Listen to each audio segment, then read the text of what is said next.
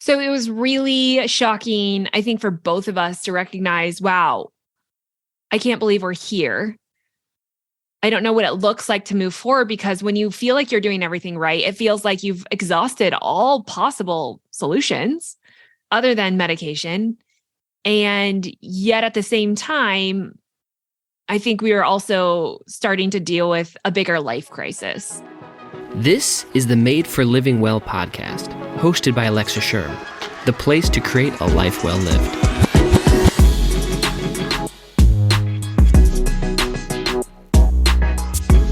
Welcome back to the podcast. As always, my name's Alexa, and I am so excited to be back with the weekly shows. We're kind of moving away from the series for the time being and just diving back into every week with a different topic. And I'm thrilled to be here with the first podcast of this year as we dive into my health journey. Now, my health journey is one of the reasons I have such a different view of nutrition, of our body, and with that, it created this deep passion to help you understand more. Now, it's been a minute since we've done a health check-in, and so I wanted to come on at the start of the new year as I tell you why I feel stuck, and in the process, what has worked and what hasn't, and what I'm going to do moving forward. I also have a special guest on today's show, my husband, Peyton Sherm, who has been a guest on previous episodes like the sex talk. And the reason I wanted to bring him on was to just share an open look about how the health journey, my health journey, was more than just me, but it was about healing our relationship and so much more. So he's here to share a little bit more about his perspective, his side of the story, and also what he's doing to get healthier this year. Now, as always, don't forget to head to thelivingwell.com to get more information about today's show. And if you're not on the email list, you want to sign up.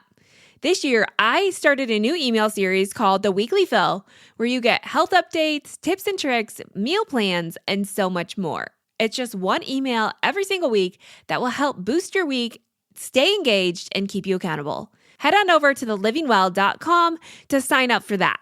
Now, while you're there, don't forget to grab a Nourish Planner. It's the one tool that will help you live out health while also managing your entire life, creating more space to live.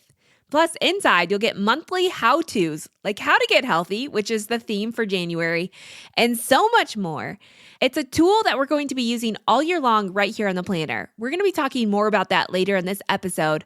But if you haven't gotten a planner and you'd like to, you can use code LivingWell at checkout for 20% off all planner products. Okay, that's it. Let's get right to today's show. I know it's a long one, but I think you're going to find it very beneficial. In the future, these will be much shorter shows. Okay, let's get right to the show.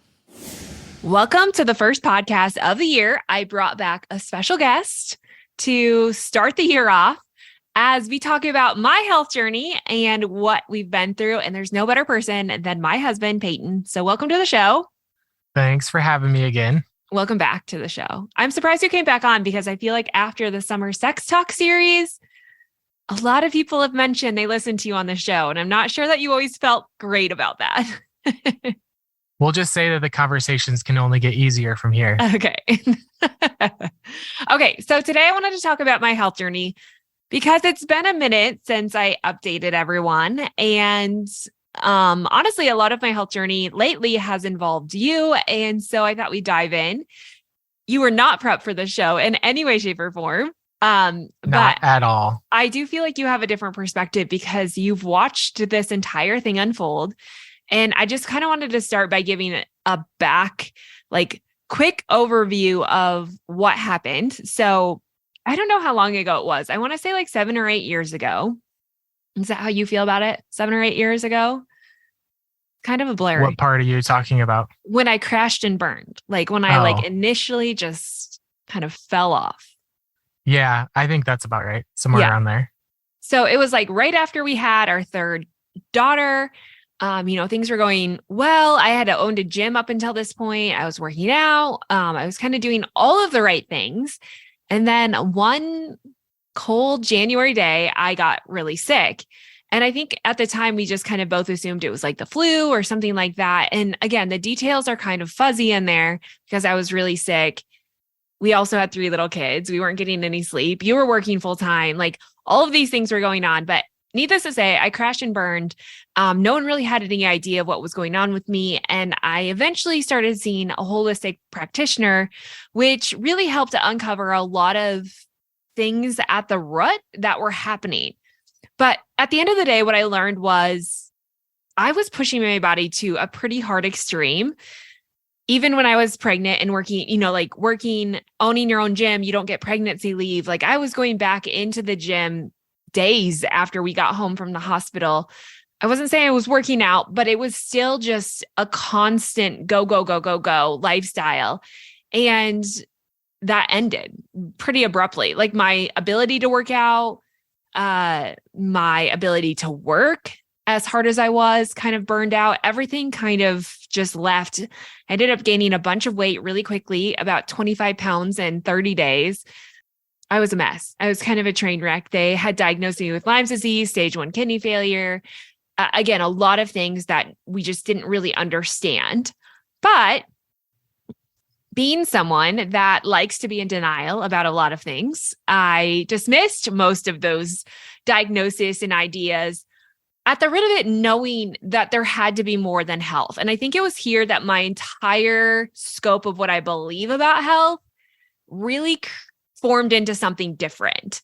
And I think the entire time, while I was really down on myself, thinking I was a huge hypocrite for being a nutritionist and someone who taught fitness classes, to all of a sudden being on the other end of the spectrum, like one of the people I had helped or went into this business to help, I was now living in that place. And it was really, really hard behind the scenes, many emotional breakdowns in the bathroom, in the bathtub.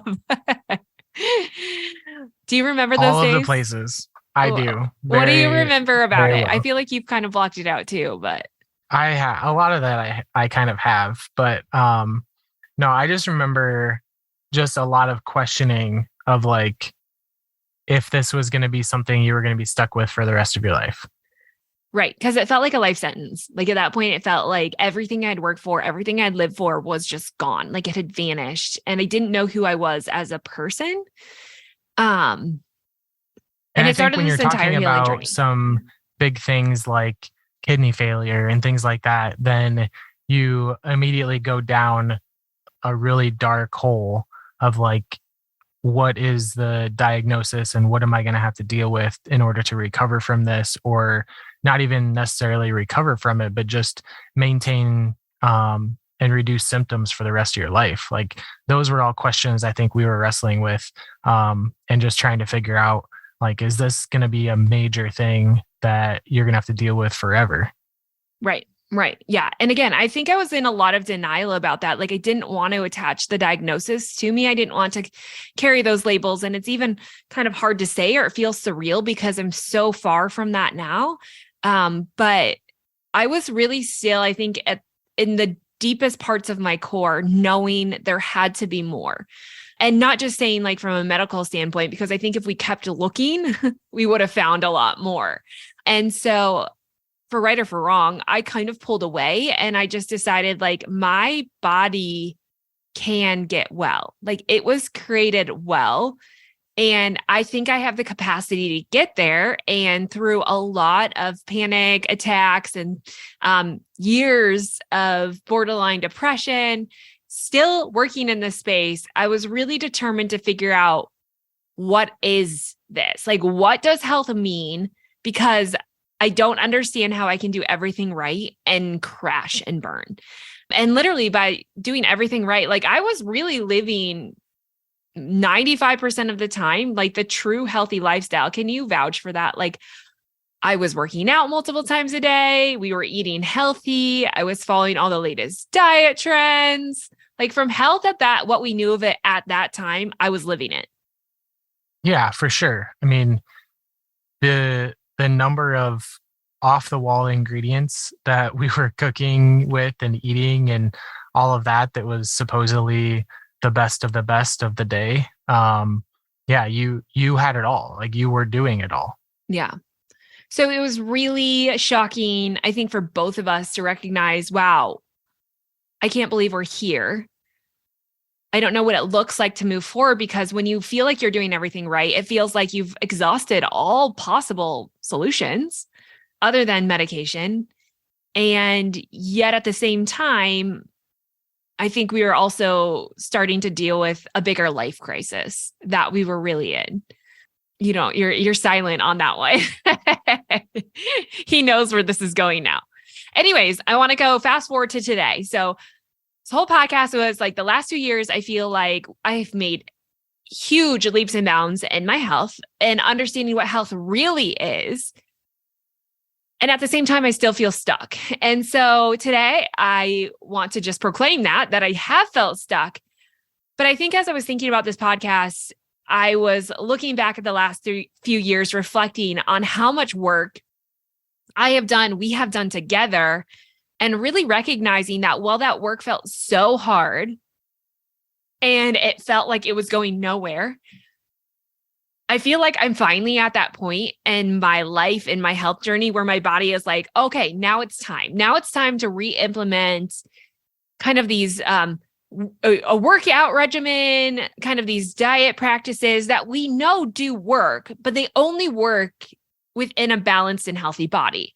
And it took years for me to get to that place to kind of rebalance my body, and not just my body, but my entire life. My entire life was out of balance. Our entire life was out of balance.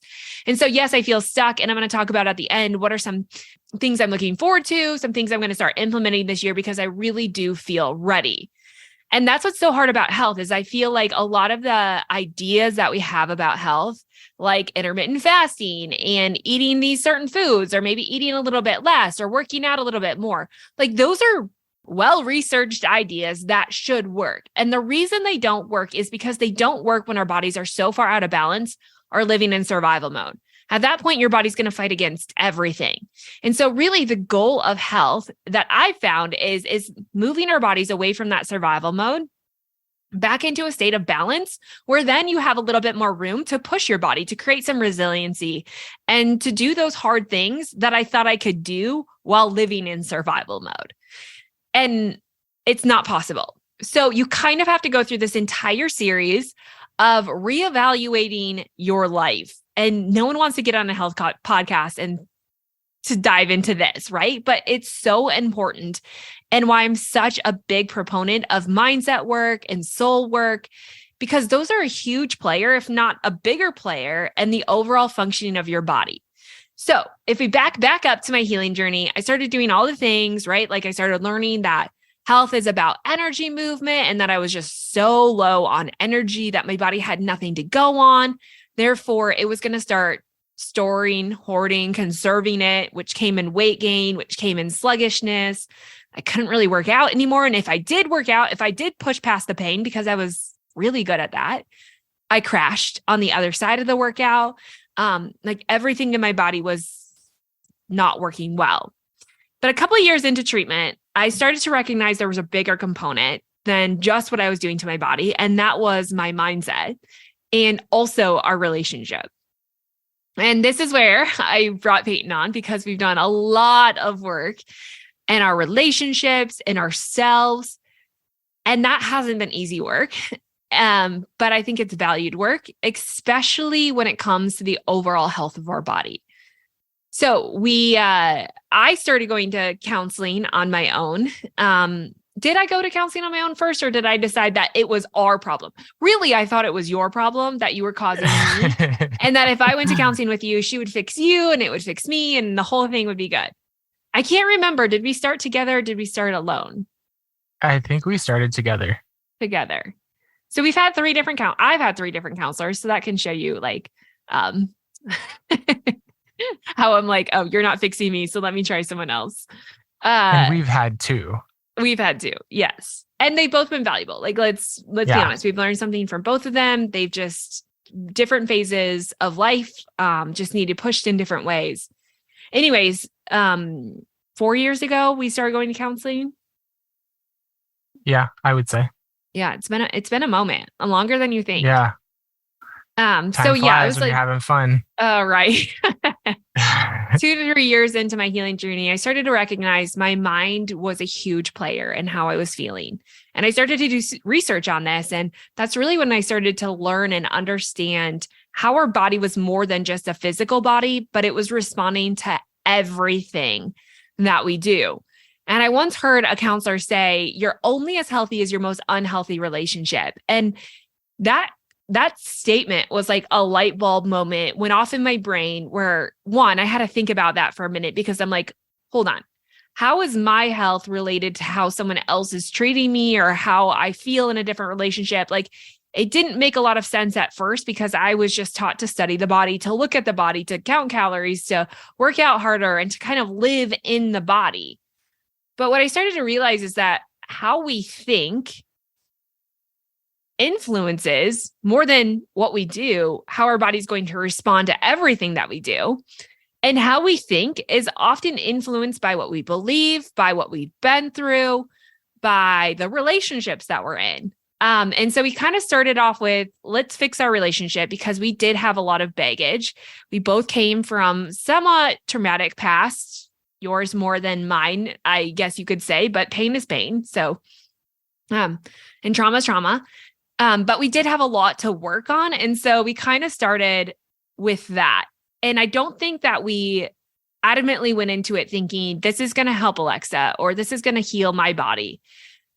I think it was more, we just have to get out of survival mode. And you were probably more like, I'm just going to do it because she told me to do it.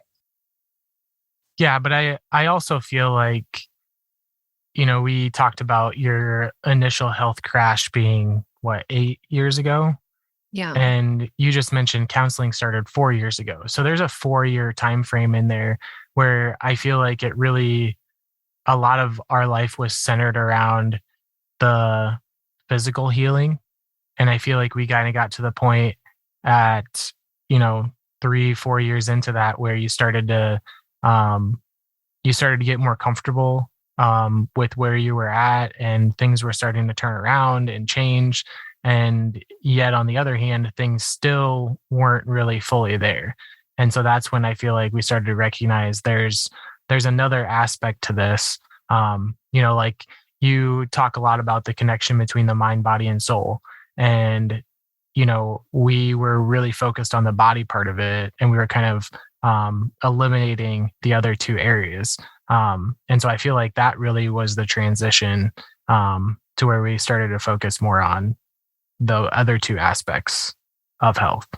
Right. Yeah. And I don't think either one of us knew the impact that was going to have. I think it was we just can't keep living in survival mode any longer.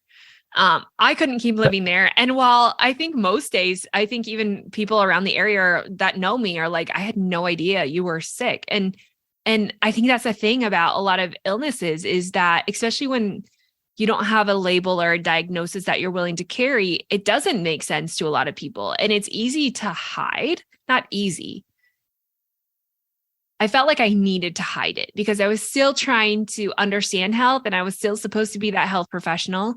And it was scary. Like it was a scary place to be of trying to decide, was I a fraud? Was I a hypocrite? Like I was fighting that while also fighting for the truth of like, there has to be more. Like, I know that there's more in this space.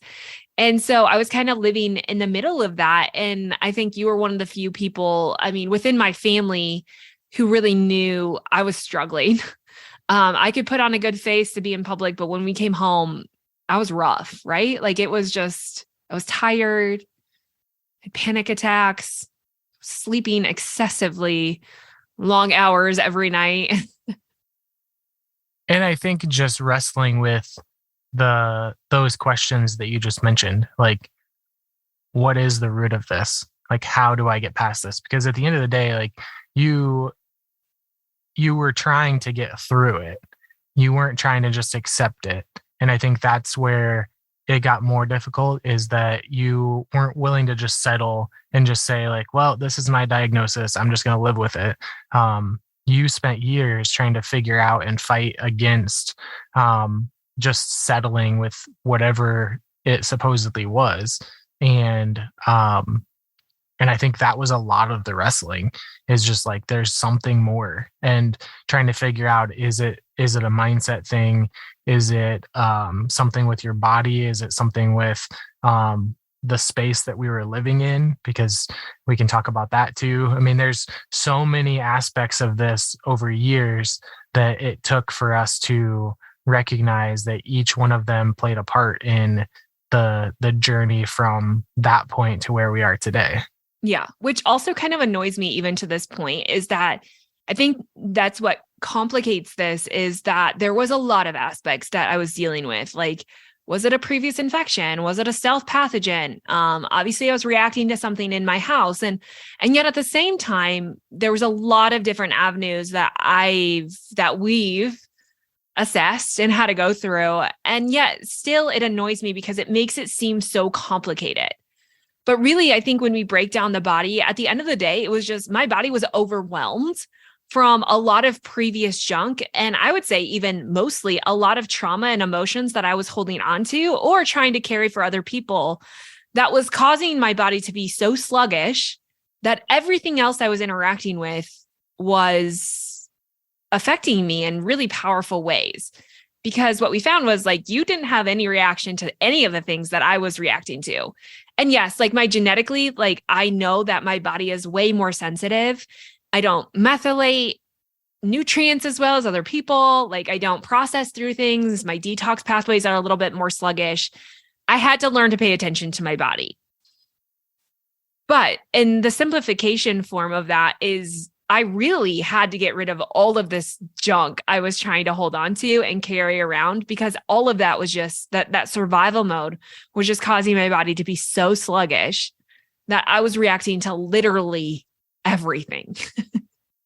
And that's not the way the body is supposed to be, right? Like, it's not supposed to be something where we just have to fear life. And this is what I want to change the story so badly, because I know in the health space, I even listened to this TikTok yesterday that someone sent me, and it was hilarious because it was like health in 2023. And it was like, he was eating a bowl of scrambled eggs, and then he was watching a video, and they were talking about why eggs were so bad, like how they were terrible and they feed viruses and all this other stuff. And so he like spits them out, and then he mixes up a bowl of oatmeal. And then he watches another video about how oatmeal is not even intended for animals because it's that bad for us. And so he like dumps his oatmeal out, and then he drinks a glass of water. And then this other expert comes on and talks about why you should stop drinking water because it's not good for you. And he's just like, what is it? Like, there's no right answers anymore. And that's what's so frustrating about this space. And why yesterday I laid in bed and I was like, the world doesn't need another nutritionist. I don't even know what I'm doing. And you're like, that's exactly why you're here, because you're anti diets, right? Like, you're anti all of this stuff that is not productive for any of us. And really what it comes back to is, like, we have to stop listening so much to what's outside of us and just start to understand, what is our body? How is our body being influenced? How is it responding? What's it acting out of? And start to put more focus there. And that's what counseling really helped us to do, and the study of the mind, and why that's going to become a really big deal here at the Living Well. And so we started counseling, and we started to realize that we had a lot of bitterness and animosity and past emotions and traumas that we were living out of and putting on each other because we weren't really dealing with our own issues. Not because we weren't dealing with them, but because we didn't know how to, I think, really, at the end of the day. Like, I think we were both aware and vulnerable enough to say, like, yeah, we've been through this. Yes, we did this. We carry shame and remorse from that. But what are you supposed to do about it? Like, I don't know what you went into counseling thinking, but on the other side of it, 4 years later, what was that experience like for you? And how did it change your kind of perspective about your health? Yeah, I have a hard time thinking back to what I initially thought was going to come from it. But I can say that what has come from it is a better understanding of how past traumas or past experiences and past things that we have gone through or I have gone through, how that impacts how we see each other and how we see the world and the people around us. And then from that, taking that understanding and shifting it to be able to, you know, live a more fulfilled life, be more joy filled, be able to take criticism or understand expectations better and communicate those things better with each other. I think those have been big benefits that we've seen in our relationship. Yeah. It's almost like a resiliency. And I think that we think that if we just go through hard things, we all develop a resiliency, but resiliency is really developed based on how we handle what we've been through, our perspective of it, and what we do with it. And I think without proper training or understanding, I think a lot of times we just repeat past cycles. And well, we do, right? We repeat past cycles, and cycles are so powerful because our body lives and thrives on cycles. Cycles create a sense of safety and understanding and communication. And so naturally, that's what we do. But if we don't change the cycle, we'll kind of always go back to it. But when you learn how to change cycles, well, it's not always easy. You can see positive changes on the other side of it.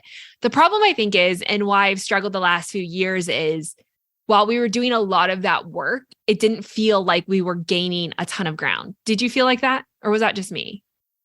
Yeah, no, I agree. It's like you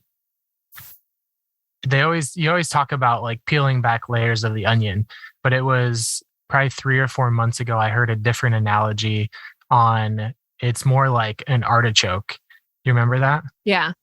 Say Where what like it is. if you actually cut an artichoke in half, the heart of the artichoke is in the center, and it looks very similar to an onion, and that has layers that you can peel back.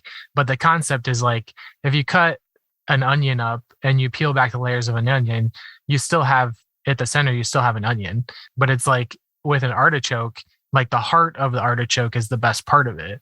And so like as you're peeling those layers back, you're getting to that center part, which is the most desirable part.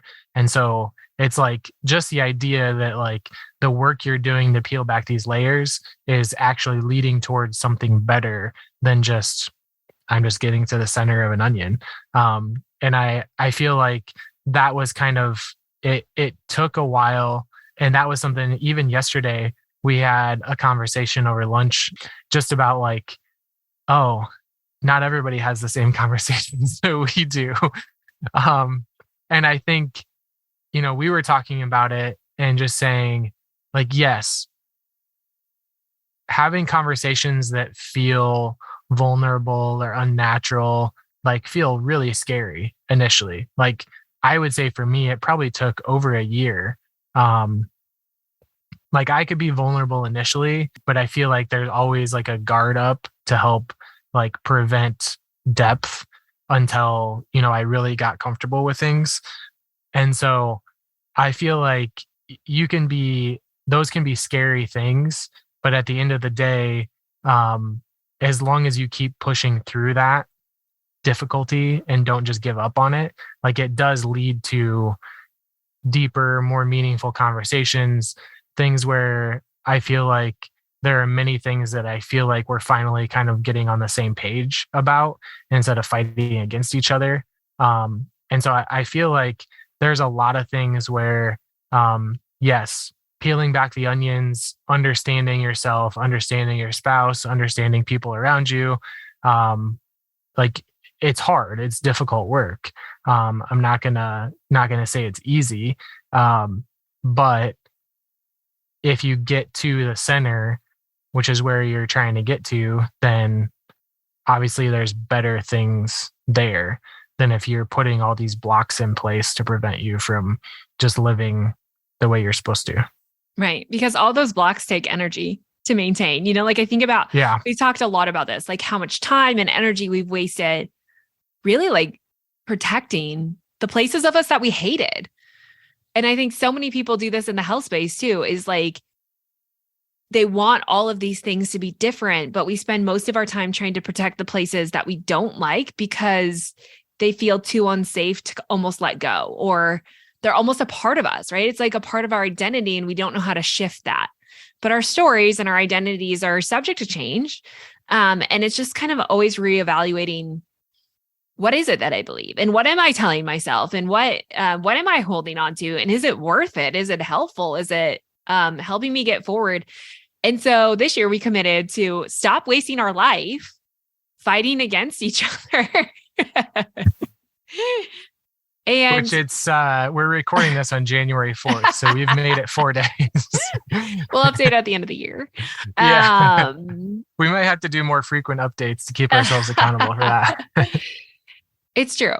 A lot of time and energy wasted. And I think if we're really honest with ourselves, we all do this to some degree, especially if you're starting out and you haven't done the mindset work and you haven't, gotten into your beliefs, but recognizing health is so much more than just what you eat and how you move, right? Like if that were the case, we wouldn't be in this position where we have just as many, if not more, people who are struggling with health than ever before, because there's a million diets on the market.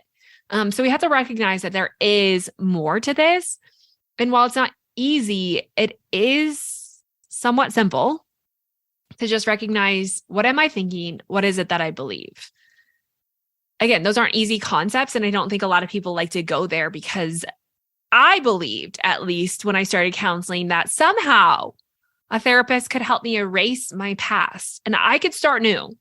And I think that's what we come to the new year with, is like, oh, new year, new you.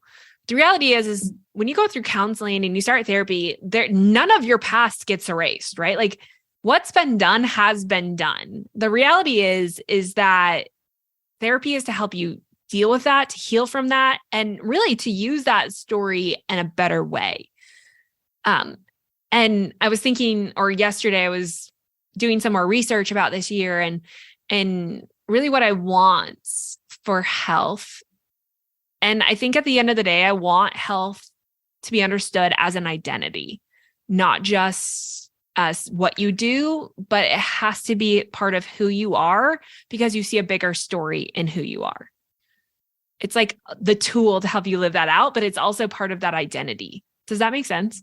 You lost me at identity, because I struggle with saying health is an identity. Yeah. I think it's a part of your identity. Like if we have the underlying belief that I'm so unhealthy, this is my reality, like think about some of the things I used to say, like, I'm always going to be here. I'm never going to be healthy. Like everything that we're acting out comes from our identity. And yes, there's a lot of great things that we should fill our identity with, but we don't just have one thing that is our identity. There could be one central thing, like we're believers, right? So Jesus should be our identity, right? Like that is an identity, but we also have all of these identities about ourselves and who we are as a human. And we're constantly living out of those things. And so if health is not your identity, then not health is. Does that make sense? So like you either have the identity of, I can get healthy, health is possible, I am healthy, not to say that that's all that you are, but that's part of who you are. Or if you're not believing that, then you're probably believing, I'm always going to be fat, nothing's ever going to work. It's either or. I think you should say that with a little more whiny voice, because that'd be more realistic. Do you want to say it like I used to say it? Maybe if you know it so well. Nothing's ever going to work. I'm always going to be here. Okay. But if I continue here's to a believe question it, though. Yeah. Here's a question though, because you were saying identity. And then even when I just interrupted you there, you said belief. So is it a belief or is it an identity? Well, you have to believe it for it to be an identity. So step one is to believe it. Yeah, you have to believe that it's possible. Yeah. I mean, we can't lie to our bodies. Like we know that in research. And I think this is so fascinating and I remember one of the first counseling sessions we had, and I was just talking about how I'm just like always negative and like, I just want to be more positive. And she told me to practice gratitude. And I get it. Like we can retrain ourselves, and we know that there's power in gratitude. But at the end of the day, if I don't believe in the things I'm grateful for, like if I don't really believe those things, they're not really having the impact, right? Like we can't lie to ourselves. I can't say I'm grateful for this, but I don't really believe that this is going to stay. So let me give you an example, right? Like I'm so grateful that I have a family. But as someone who has had a negative belief system or negative patterns, I would say, but they might not always be here. I might lose one of them, right? The shoe's going to drop. And so I can't really be grateful for that, because if I'm grateful for that, then I have to accept that as my reality instead of being prepared for what if something bad happens. And so at the end of the day, am I grateful, or am I just cycling through a series of worry? Does that make sense? Yeah. It does make sense probably, because you're like, the glass is overflowing, the water is unlimited, and I'm like working with drops of water over here. Like I'm parched in the Sahara Desert. Throw me something. But so you have to believe it's possible. We cannot lie to ourselves. You cannot have an identity of saying I'm fat and then be over here and say, I'm just going to have this mantra that I'm going to repeat over myself and say, I'm so skinny, I'm so healthy. Like your body knows when you don't believe it. And it will reject what doesn't feel true because it wants truth. It clings to truth, and it's going to look for supporting evidence within your life to support that truth. So inside of our brain, I think this is really fascinating because I'm a really big fan of truth and honesty. And I think it's so cool to recognize that truth provides so much safety. Even if it's a harmful truth, we know that in truth itself, it provides more safety than a lie that's more pleasant to hear. Peyton's like, uh-oh, here we go. Truth is a huge deal for me, right? So what we know happens inside the brain is when we have a thought, that thought, in order to become something we act on or act out of or speak, has to develop what they call like legs to stand on, or these microtubulars that basically allow it to grow to become something. Like think about all the things that are coming in through your mind every day. If you don't really believe it or you don't really want to engage with it, like it just comes and it goes, like you don't do anything with it. But the things that we do something with, the thoughts that we actually have grown. So let's say, for instance, you've always believed you're fat, you're never going to be healthy, this is just your destiny, it's in your genetics, all those things people believe. If they come back on January 1st and say, no, I'm healthy, I'm skinny. Well, there's not a lot of supporting evidence in your life to support that. Like, what does your body have to pull to make that true? Is it pulling from your actions? It's going to pull from things people have spoken over you. It's going to pull from your past, anything in your past. Like everything that you've gone through is stored inside of your body as a stored memory. So your body's going to filter through it. If it develops enough evidence within your life to say, yeah, that's true, then it becomes your reality. If it doesn't, it just kind of gets kicked to the curb and it's gone. Like it's not something you can stand on or fixate on. So that's where we have to come back in and we have to recognize, okay, this is my working identity right now. It might be, well, yeah, I did believe that it was just in my genetics. Yeah, I did believe that health was just never possible. Like I didn't want it to be my truth, but I really at my core have always believed this because someone called me thunder thighs in third grade. I always felt like I was the fat girl. I have tried numerous things and nothing works. I think it's just part of my genetics. Like we start to see all of these supporting things that we've developed over the years, and that becomes our identity then. But instead of that, it's really starting to say, okay, I have believed that, but what I now know as truth is that while I might have believed it was just in my genetics, I now know that it's not just about genetics, but it's what genetics are being shown or being activated. And I have the power to change the activated genes. So you're like taking what you believed, you're not dismantling that and just like trying to override it. You're acknowledging it while putting truth back into it. Does that make sense? This is what we did in counseling, right? Is like, okay, this is what you believed about yourself from this situation, but what is true about that? Like we're acknowledging the belief, But throughout counseling, it was constantly, but what truth is it that I want to live out and what do I want to stand on? Yeah, because out of every bad situation, there's a way to use that experience for good. Yeah. There's actually a research study that shows that the people who have maintained health, who've lost a substantial amount of weight or gained health and have kept it off the longest, have they've identified that health is as part of their identity. Like it's a belief that they are healthy, that that health is possible, and it's part of who they are.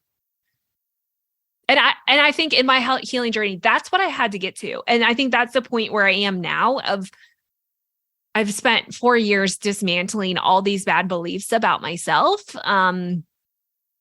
re-identifying like, what is my identity? What is that built in? And I think our identity obviously needs to be established in something larger than ourselves, because broken people can't fix broken people, right? Like, so we have to see something outside of ourselves. We have to see something bigger than ourselves. But in the process, we get to be a part of that. And that's part of our identity too. Am I making sense? You're looking at me with blank stares right now. No, no, it does. It makes sense. Yeah. So I feel like in the midst of this, those are all lessons that we've learned recently. But what if we go back and talk a little bit about like all the things that we've had to uncover, not within counseling, but even within your health journey, starting from your crash.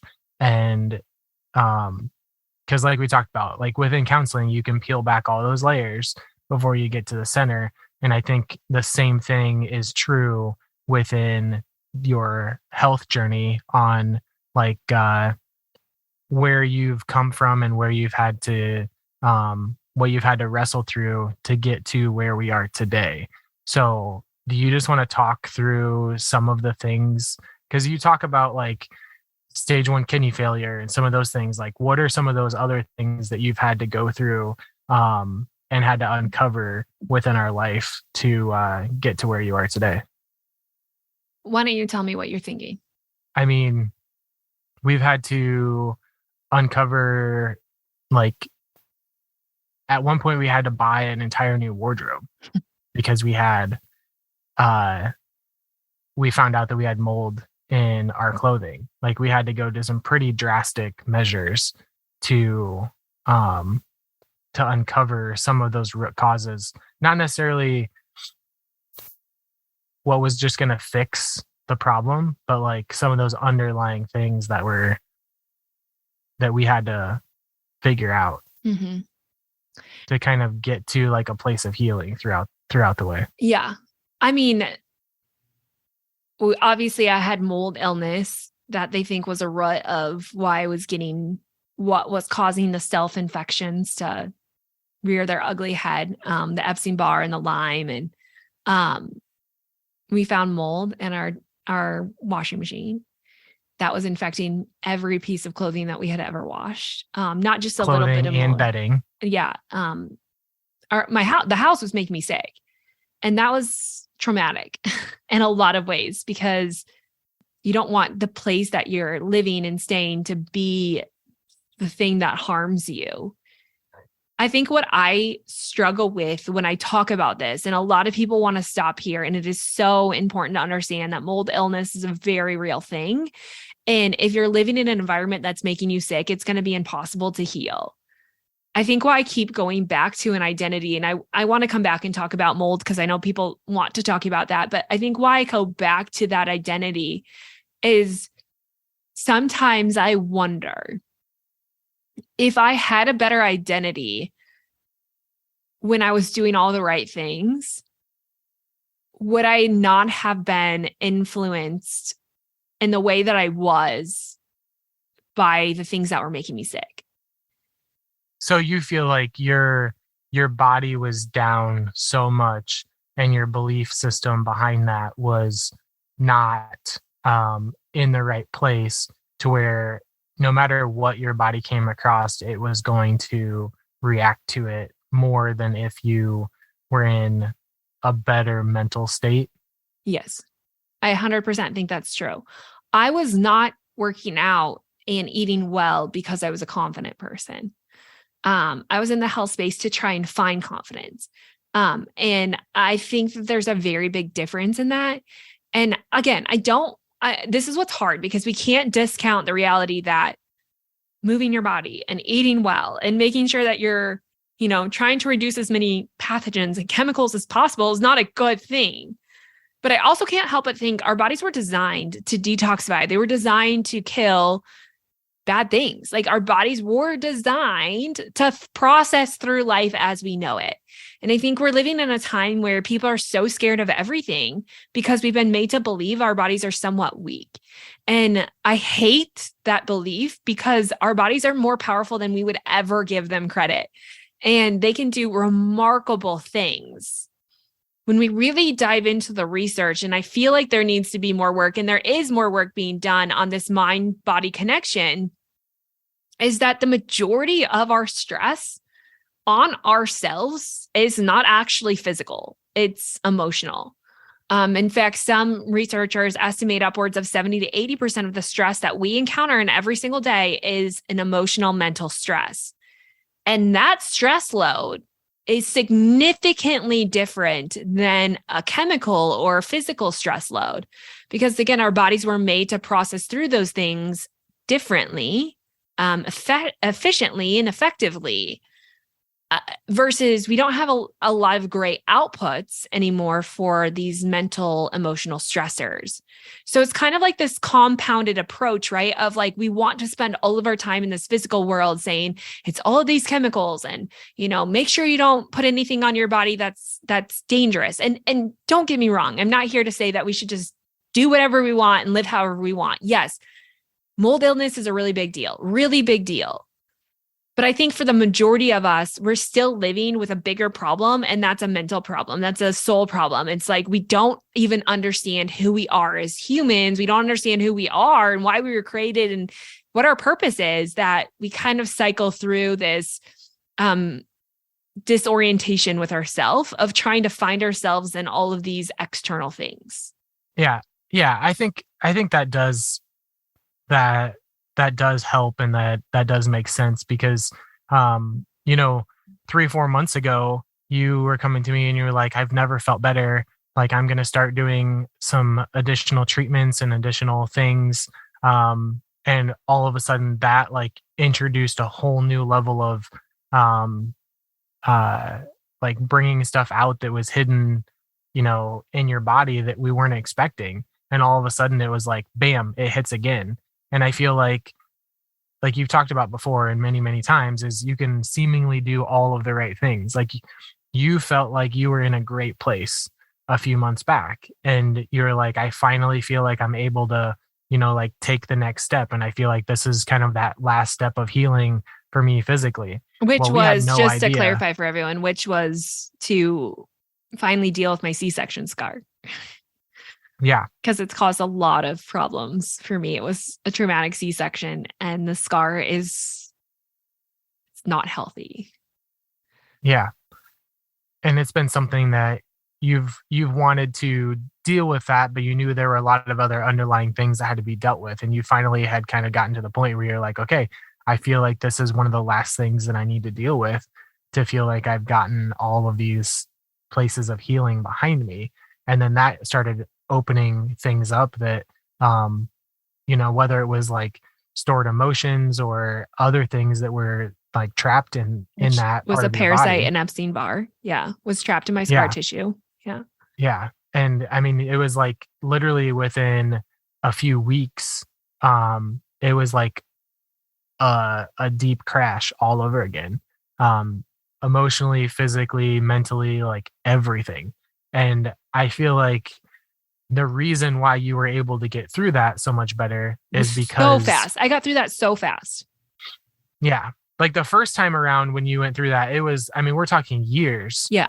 To slowly work through that. And now here we are, 3-4 months into it. And yes, you've had some really tough days to get through some of the symptoms, months or years, but not years and weeks and months and whatever. Like it's a matter of days, maybe a week, that you've had to deal with some things recently, but otherwise you're recovering from that so much better. So what you're saying is you feel like you've been able to do that because you have a much healthier mindset around your overall health instead of, maybe what you had to go through 5 years ago when you were just like solely focused on mold. Yeah. And how that was impacting you. Yeah. I was so focused on everything that was harming me that I couldn't see how amazing my body was. And I think even looking back at this, like this recent time, so in like September, October, I started doing some scar work, and then I started getting some laser treatments on my scars. And that's where things really lost their mind and my body kind of crashed again. And yeah, it's frustrating. It's scary to go back into those places. But now I look back and I think that was only a few weeks that I was really in a low place. And partly was one, I'm so in awe of how amazing our bodies are at like the fact that it's kept me so well while dealing with things that were inside my body that could have caused a lot of harm, right? Like it had trapped the parasite and the Epstein-Barr, and it was kind of keeping my body safe until I started to disrupt that. That's pretty cool, right? Like what our bodies can do. Like when you explained that to me, after you went in for a treatment and kind of figured that out, I was just like, it is crazy. I mean, we've talked before, and I know you've talked about how we can store emotions in different parts of our body. But to think that there was virus and parasite and some of these other things stored in that area as well, that like your body was literally keeping trapped to prevent it from impacting you as a whole. And now for your body to be able to like release that and start to fight against it in a matter of days instead of months and years, like that, it's crazy to me. The intricacy that your body has gone through to try to prevent these big crashes, but that you're healthy enough that it's starting to allow some of that stuff out to heal it. Yeah.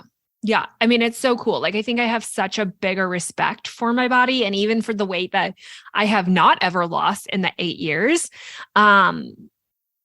I've gained such a respect for it. Not to say that I want it to stick around forever, but I think there's a level of respect that comes with it to say like, okay, I recognize that this has kept me safe.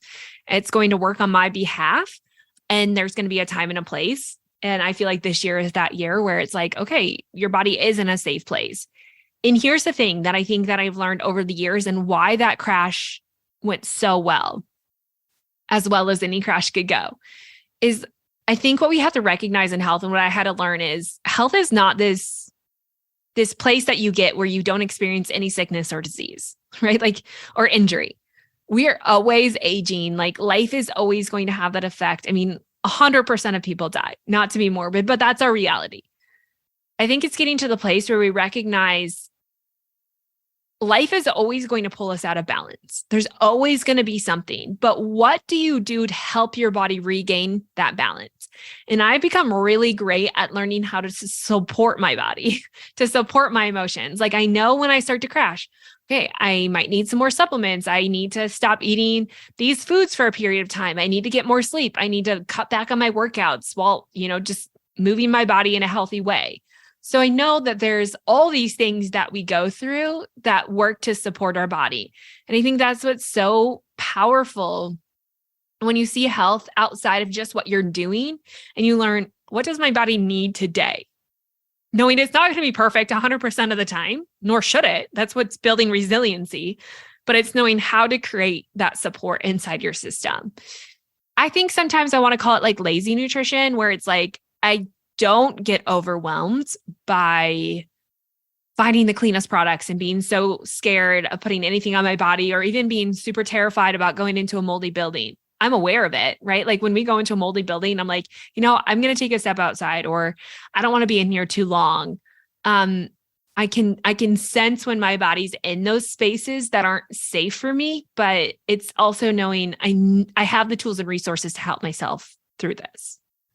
And that's been the biggest change. And that's what I'm so passionate about. And it comes from the identity though. Like, every time I crash, I know my body's healthy. I know it's capable of getting through this. I know that the energy is there. How can I support it? Like I now have that belief instead of the belief of I'm never going to get through this. Yeah. Well, and I was just reading something this morning talking about how like the people that complain the most are the ones that attract the most negative emotions and energies. Like the more that you complain and the more that you talk down about your situation, like doing that isn't going to make your situation any better. Yeah. It's only going to allow you to focus on all of the negative.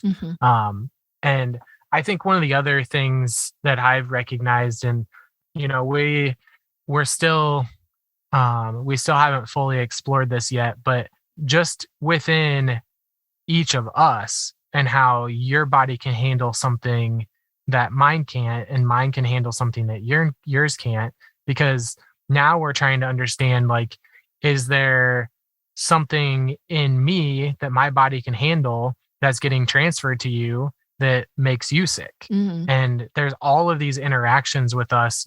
Like, you know, you can be around somebody and you can emotionally sense when they're having a bad day or they're just not a healthy person, or, you know, you can just sense that. But there's a physical aspect to that too, that we're still exploring on. Like, is there something going on in me that I just on a daily basis, my body deals with it, that would take me no time at all to overcome. But if it gets transferred to you, then that makes you feel terrible. Right. There's just all of these interactions within our life. And I think, like, yes, these are all things as you go through your own journey that you can try to understand and wrestle through and explore and try to overcome. But at the end of the day, you can't control what those things are. You can control, like you're saying, your thoughts about what you believe that your body can overcome. And if you're constantly complaining and downplaying and constantly telling yourself that your body's not capable of it, then it never is going to show you anything different. And I think that's one thing within you that I've seen a huge change in. You know, we were kind of joking earlier, having like a whiny voice, like, am I always going to be here? Like, I'm not saying that we don't still have those days, but it's a fleeting moment. It's not like constantly multiple times throughout the day, every day for weeks and months on end. Yeah. Like it's like the frustration of the moment, like, oh, this came up, like, is this going to be here forever? But an hour later, it's like, no, like I believe my body will overcome this. Like, Yeah. I don't think that this is going to be here a week from now. And it's not. And I'm not saying that, you know, your mind has the power to heal every possible thing in the world. I'm not saying that, but I do understand your perspective of, like, it has more power than we give it credit for sometimes too. Oh, absolutely. Yeah. I mean, let's be honest. Yesterday was one of those days where you came home for lunch. I was in a comfy that we gifted my daughter, a comfy, which is like, kind of like a Snuggie, basically a wearable blanket sweater that goes down past your knees. I mean, it was cute, and I was having a bad day, so I was kind of pouty, and you came home for lunch and we had some good conversation, but at the end of it, I was still like, okay, I'm going to go back. Like, sometimes we have that tendency, we'll always have that tendency to go back to our old patterns, right? Because at some point they kept us safe. And so I kind of gone back to those old patterns, even though they don't really work anymore, but you kind of get there. And then after you left, I was like, that's stupid. Like, it doesn't help, you know, like, I know better. Like, I don't really believe this anymore. So I came back and I apologized. I'm like, I'm so sorry that I acted that way, that I was pouting, and I changed my attitude. Like, again, it wasn't like I had a great day, but I went out for a walk, and like, I started to support my body in the way that I wanted to change those patterns to my new healthy patterns of, like, I'm going to have bad days. I'm going to have days when I feel inadequate, when things aren't going well, when I don't feel great. What am I going to do that's healthy, that helps me move forward and get out of it? And sometimes it takes me a minute to get there. Like I wanted to sit in my Snuggie all day and pout. Like I really did, but like it doesn't help anything. Like it only makes it worse. And I think sometimes that we have those thoughts with like chips and like I've been an emotional eater. I grew up with an emotional eater. Like these are normal patterns that I saw, but I recognize like, yeah, I feel the urge to eat something right now because I'm sad. But I know eating that doesn't help my sadness, like I like starting to see outside of some of these patterns that we have and say, what will help it?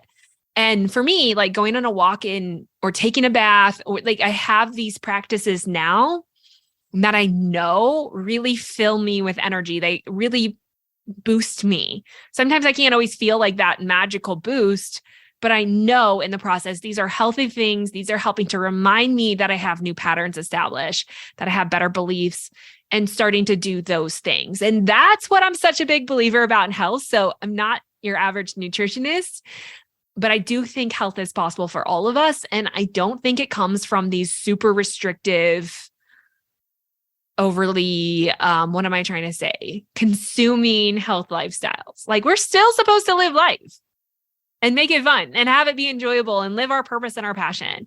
And I can't think that. And slow down. Yeah. Yeah.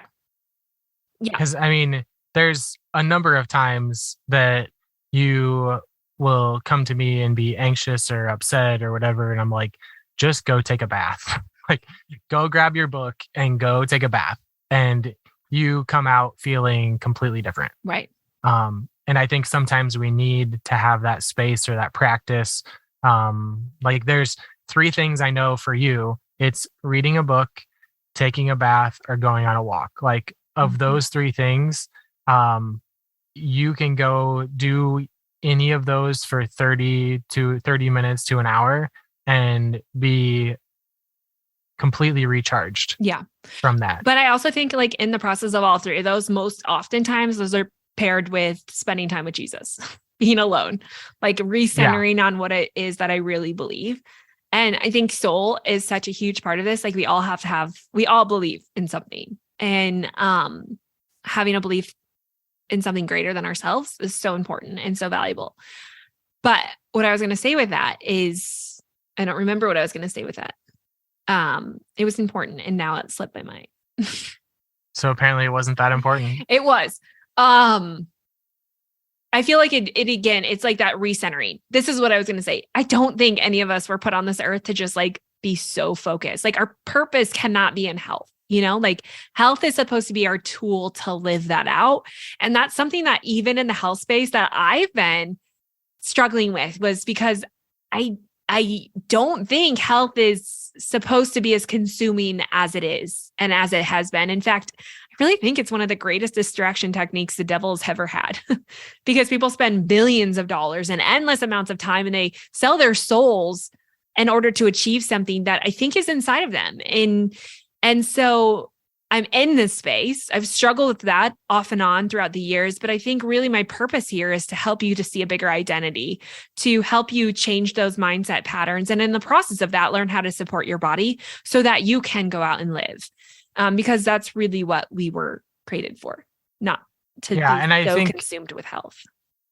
One of the things that I was thinking about earlier during our conversation that just came back to me is health in our culture today is so fear-based. Oh gosh. Yeah. Because fear sells, right? Yeah. We're so scared of everything.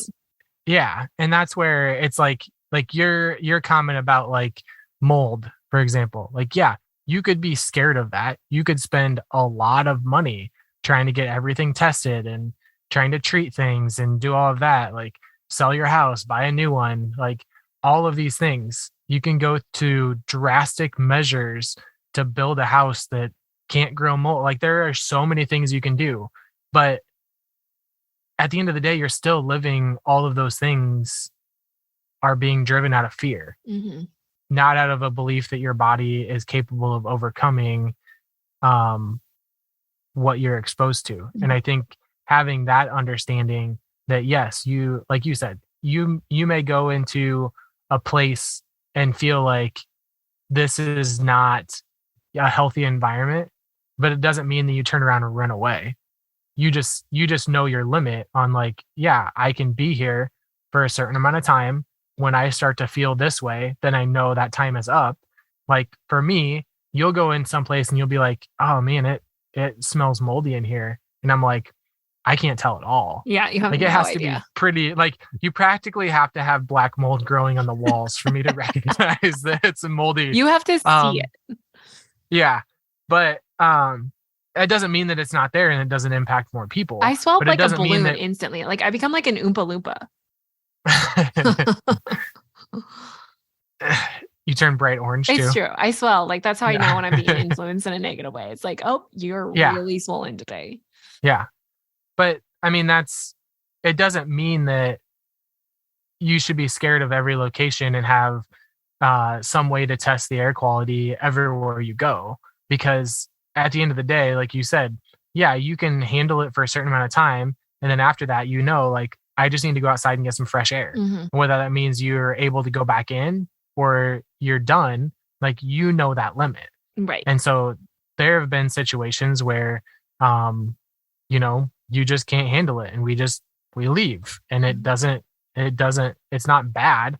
But it's just like, your limits now. And as opposed to, like, I always love this story because, with our first daughter, Ava, when you were pregnant, like the number of times that you would go out on a run and you would tell me like 2 days later, like, yeah, I mean, I kind of didn't think I was feeling great when I was on my run and I had to sit down on the curb for like 10 minutes because I had these severe pains. And you're just like, you didn't listen to your body at all in those times. Like I had no idea I was having contractions when I was running. Yeah. That's why. And this was like, I was almost born 3 months early. Yeah. Mm-hmm. And like you were at a fitness conference in Chicago when you started to get this again. And luckily your mom was with you and was like, we need to leave. And it was once you got back home, you were on bed rest for 2 weeks. And I feel like it was that point, 3 weeks. Sorry. I did not miscount laying in a hospital bed 3 weeks. Yeah. I got my sympathy 25 pounds there for you. What? I added my sympathy 25 pounds for you. You did. Over that 3 weeks. Yeah. I had no idea. But I think that's the difference between like being fear-based and forcing yourself through it versus, like, there are two negative ways you can approach it. Like, you can be fear-based and avoid every possible situation. Or you can say, I don't care what it is. I'm just going to push myself through it because in an unhealthy way, my body can handle this. Like, I'm strong enough to get over this. It doesn't matter what it is. But I think you're trying to meet in the middle to say, like, yeah, you should be aware of the situations you're in. Like, you have to learn what negatively impacts you and what positively impacts you, but don't be so scared of it and don't try to push yourself through everything so much. Like, live in that middle ground. Like, you talk a lot about the pendulum and having balance and how you can get yourself way out of whack one direction and then you swing back the other direction. It's like our state of equilibrium in the center is where we really want to be. But I think it takes some experience of being on those extremes to understand where that middle ground is. Oh, right. I think it's always a learning process. Again, it's not like, I don't want anyone to hear us say like, oh, don't take care of the underlying illness, or, if you're having issues, don't not look into mold exposure or whatever. But don't be so scared of those things that you feel like they're the end, like the life sentence. Like, understand them, deal with them, but also create some resiliency inside your body and let your body do hard things, but support it. Yeah. Because it's capable. I mean, the number of toxins that people put in their body on a daily basis and survive, like, our bodies are capable of handling so much. Yeah. Does it mean that we should do that? No, it doesn't. But you shouldn't be so scared of a few things that it prevents you from just living your life. And right. I think that's the resiliency and understanding of how much our body can overcome that I feel like gets lost. Yeah. I feel like some people are so scared that their fear causes more illness than anything else. Mm-hmm. Okay. I want to wrap this up because it's getting really long and say, I feel like this year things are going to be different for me. Like, I feel like it's really time for my body to be pushed a little bit harder. Like, I feel like I've spent the last 8 years in this healing phase, which is like a really pulled back phase. Don't hear me say I'm going back to like beat your body into submission, which I did. But I made a list of 5 things that I'm really going to focus on this year. You want to hear them? Yeah. Let me pull out my notes. notes. Hope you're not expecting me to have 5 things because you did not prepare me for this. But okay, the first one is discipline. I think we have a really bad view of discipline sometimes, or maybe me. I'm a little bit more rebellious of a person. So discipline is like, I'll show you discipline, like bring it. But like changing my perspective of that to recognize this is not just a means of pushing myself through pain, but a lot of the greatest things come through doing hard things, right? And so having the discipline to do things, even when I don't feel like them, knowing they're going to make me feel better long-term. So having that long-term perspective rather than the short-term perspective. The second one is I want to do things different. Like, I don't want to follow all of the latest things. I don't want to preach all the latest things. Like, I just want to show a different approach because we can't expect changes doing the same repetitive things we've always done. So helping people step into different, helping myself step into different, and just starting to see things differently. Like, different for me is doing things a little bit different, but also having a different perspective of the same things that I've been doing. Number 3 is setting a direction without being concerned about the destination. Of course, the destination matters. Having this big vision of what health looks like to you, that matters. But I think just really being focused on, am I moving in the right direction? Like looking at my day-to-day life and being more concerned about the direction than the destination. And then number 4 is I wanted to spend more time dwelling. Yesterday, when I was in my comfy, I spent way too long on my phone, and we pulled up the stats to prove that. And I do not want that on my podcast. I am very vulnerable, but that is very embarrassing yesterday. It was a good reminder for myself moving into the year of like, I do not want to waste my life doing things that just mask my insecurities or loneliness with things that make me more insecure and lonely. But what did I tell you after we... It was a good wake-up call to start the year. Like, yeah. I mean, that's the thing is, yeah, you could have been down and been like, oh my gosh, I can't believe I did this. Like, this is just going to be my life. Like, you could easily go down a spiral in that. But I just reminded you, like, this just means that you have an option tomorrow not to do this. Yeah. Like, choose tomorrow not to do this. And now it doesn't matter what happened yesterday because you choose today what you do. Mm-hmm. Yeah. So I want to spend more time dwelling. Like, I think some of my greatest thoughts, my best memories are just from the places where I'm just am being. And then the last one is I want to do. Like, I just want to stop thinking. I want to stop planning. And I just want to start doing the things. And that just means being in the moment, and I'm just going to do it, right? Just do the small thing and just repeat that over and over. Like, not doing things based on how I currently feel, but based on how I want to feel long-term. So doing the things I'm actually talking about, those are my 5 words that I'm really like looking forward to focusing on this year. It's not just this big goal of, I want to lose all the weight I gained 8 years ago, but it's really, I think in the process of that, I'm going to feel so much better at the end of the year and feeling better every month. And we're going to do check-ins every month and talk about new things. But I want to know before we go, what is it that you want this year? Because I'm not going to throw you under the bus, but I'm going to throw you under the bus. And the whole health journey that we've been on, after we sold the gym, we both kind of took a break from working out. We still eat well, but our life has looked different. I would say we eat well-ish.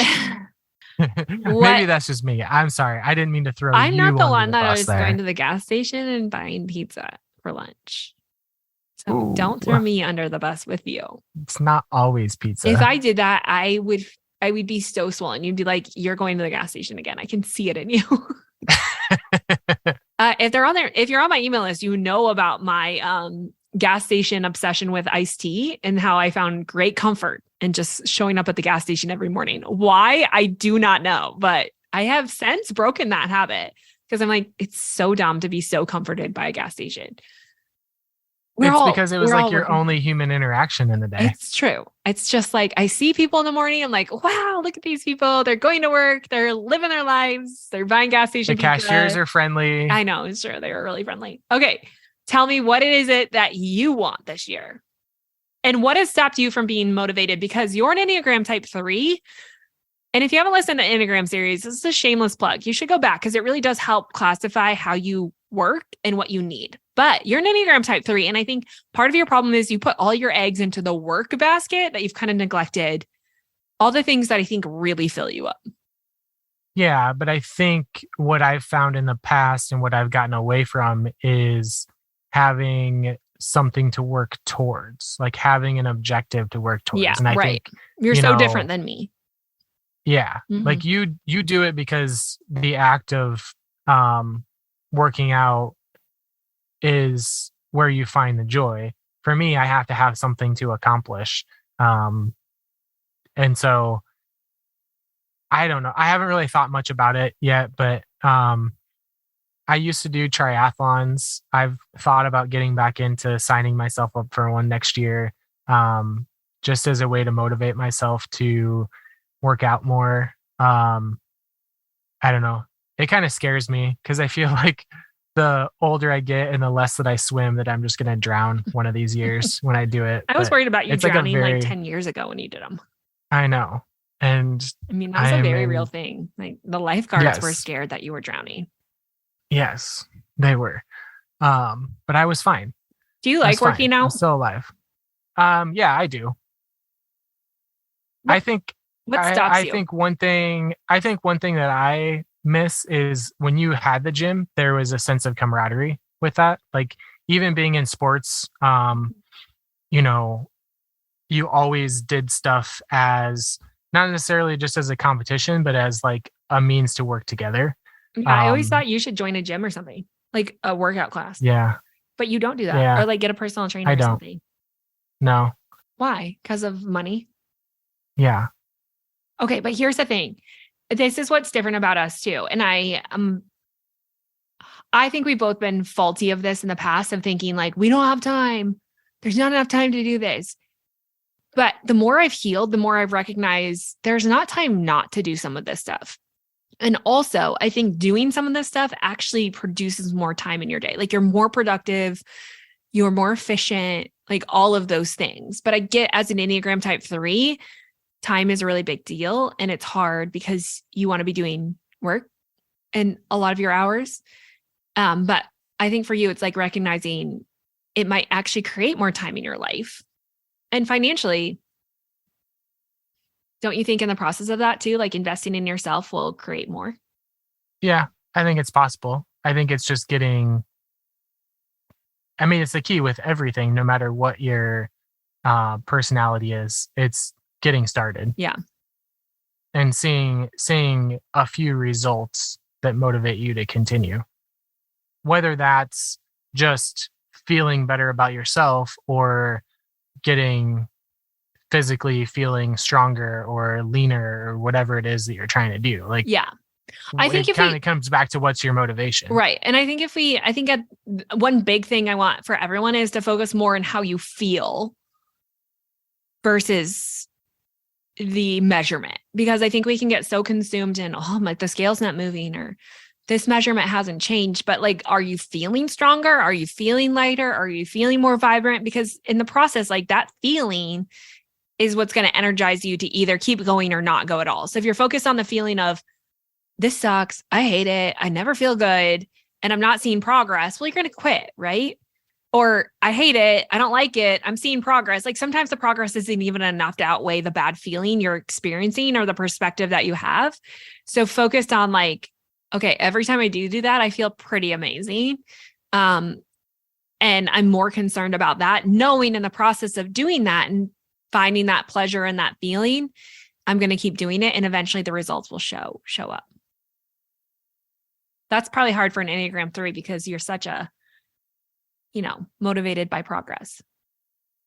Yeah. Okay. But it's one of those things that you have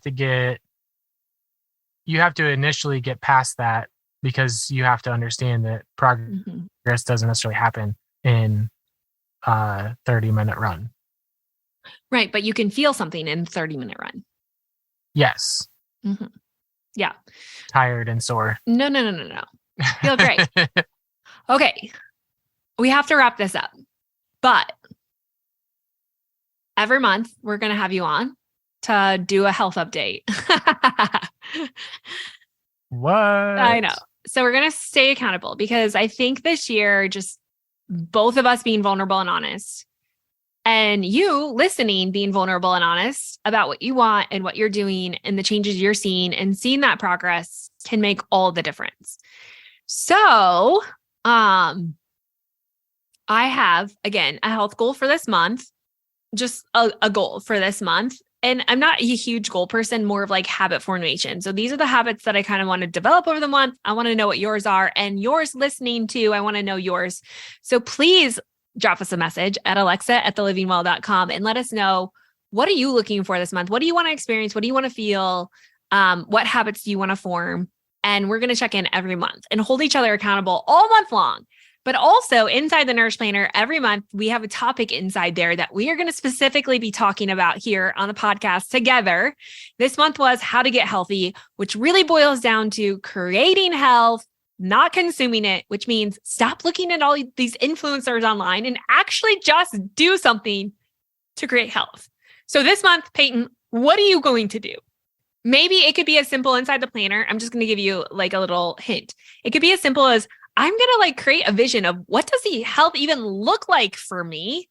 What is it that I want to feel? What is it that I want to look like? That's the challenge inside the Nourish Planner. If you don't have one, you should get one, right, Peyton? You even use it. It's not just for females. You love the planner.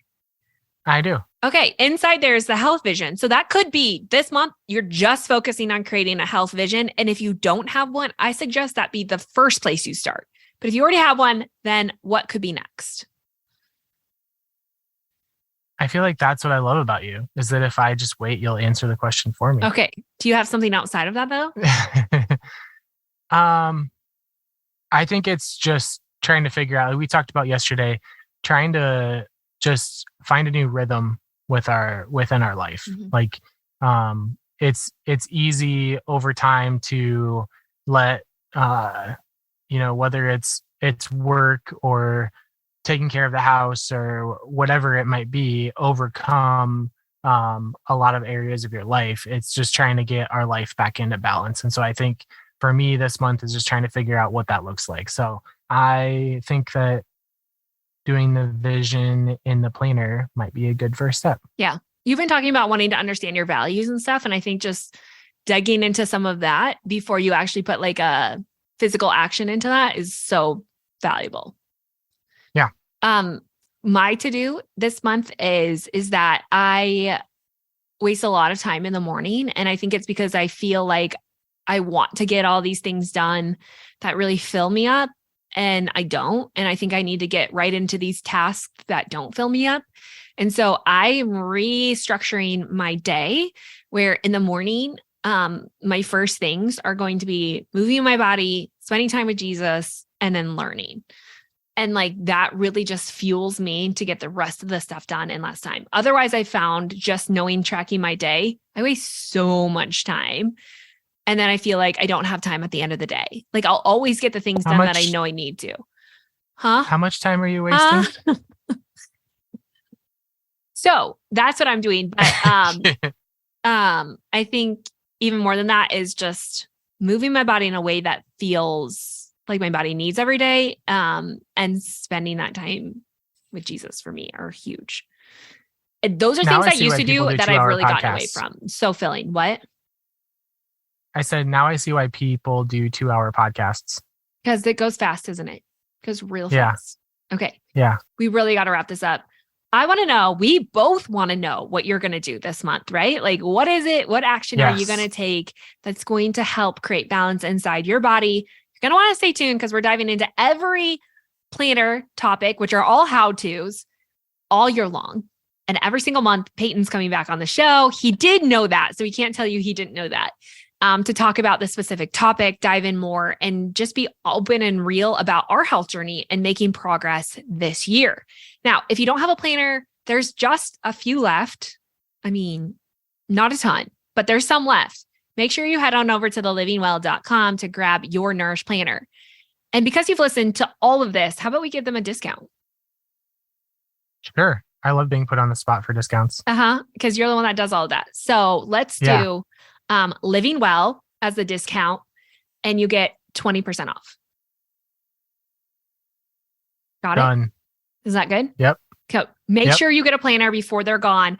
Living Well for 20% off over at thenourishplanner.com. Grab the bookmarks. They're amazing. And the sticky notes. I use them all the time too. So that's it for today's podcast. Thank you so much for being here. We're so grateful for you to be open and honest and vulnerable. I'm sharing a little bit more about my health journey and those 5 things that I wrote down for my focus this year over at thelivingwell.com. Also, don't forget to rate and review this podcast. Let us know what you love about it, and also share it with your friends and family. To leave a rating and a review, go where, Peyton? thelivingwell.com/review. It means the world to us. Thank you so much. Next week, we're going to talk about intermittent fasting, the new science. Is it something you should still do? Everyone's kind of has a different approach. We're going to dive in more to that. And then we have some special guests and amazing interviews coming up later this month. We'll see you back here next week.